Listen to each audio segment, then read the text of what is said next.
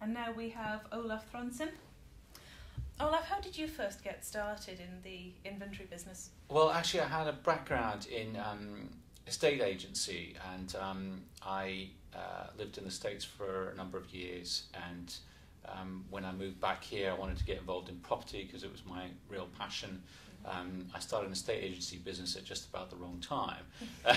So after losing money in that for a number of years, I actually happened to have worked a little bit with Nick and Adrian, the founders of No Letting Go. And it started to grow on me a little bit that this was actually a pretty good business, one that I hadn't really thought about because I didn't really think of it as an industry. Even though I was involved in a estate agency, it was very much on the sort of peripherals of what I was doing in sales.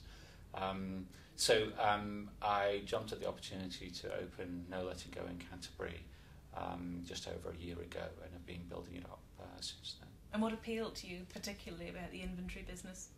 It's not an established industry, that there are really not any established brands, that it has been up until now a sort of what I call a mum and pop kind of business, very low key, generally done by people who are associated perhaps with property, but not sort of professionally trained, not trying to build a brand, just being an inventory clerk. And that, as the industry grows, because more and more agents are outsourcing this kind of service, then it is something that opens the door towards building a brand.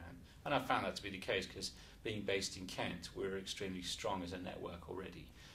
And so I can easily go into clients and say, I can cover the whole of Kent and most of the nation, but it gives you a lot of credibility to not just be a one-man band, but to be part of a pretty big network.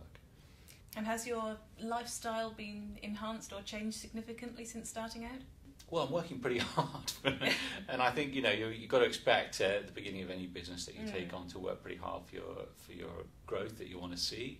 My business grew very fast, probably faster than I would have liked over the last summer, because I happened to take on a lot of clients that were involved in student work, and I'm lucky enough to have 2 universities in Canterbury. So suddenly I had an absolute inundation of work.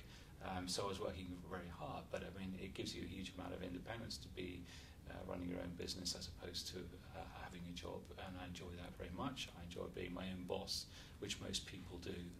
So that's the big reward, really. And what about the financial rewards? Have they met your expectations, would you say? Yeah, they have. I mean, I think it's always going to be uneven at the beginning. So perhaps my start was fairly slow, and then as I was saying about student properties, I jumped in at the deep end with those and found that there was more work than I could cope with, and then that was enhanced because a couple of my clients had been dealing with other people. When they started experiencing the level of service that I could deliver, they dropped those, and I became the exclusive provider. So the sort of work then would ramp up even more. So it has met my financial expectations, but it's been lumpy rather than smooth.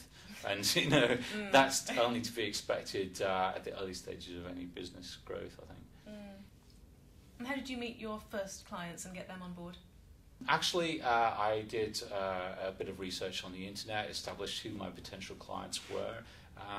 A lot of people like to phone up and see if they can book an appointment, but I prefer face-to-face, so I would just drop in on high street estate agents that I knew were quite big in lettings, having researched a bit on the internet, and I found that the rate at which people were willing to sit down and meet with me, and they were very impressed by the inventory, that it's very easy because the clients are accessible. They're in the high street and you can walk in, and you might have to do this a few times before you actually get to meet with a decision maker, but it's a very straightforward process that I found quite good. So I have 2 or 3 existing clients that I just happened to pop in, and they said to me within half an hour of sitting down with them, "Oh yeah, I'll be willing to give you a go," and gave me jobs straight away. So they are independent agents that have the decision-making ability right then and there. And I found that the reception for what we provide as a service, and for, in particular, a product, has been fantastic. So. And do you remember your very first jobs and how they went?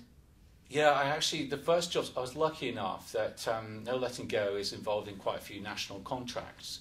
So actually the first jobs I did weren't for my own clients. They were for a national contract that No Letting Go had.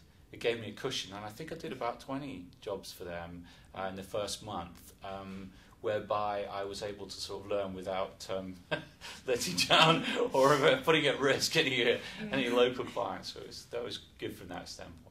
And in terms of the variety in your day-to-day work, which aspects do you find the most interesting or rewarding? Well, I think most people like seeing properties. You know, whether you're not you're doing that as a potential investor or just because you have a curiosity. I think what I like is not knowing what's coming next, and you can never predict with in this field what the property's going to look like when you open the door, what it's going to look like when you actually get outside.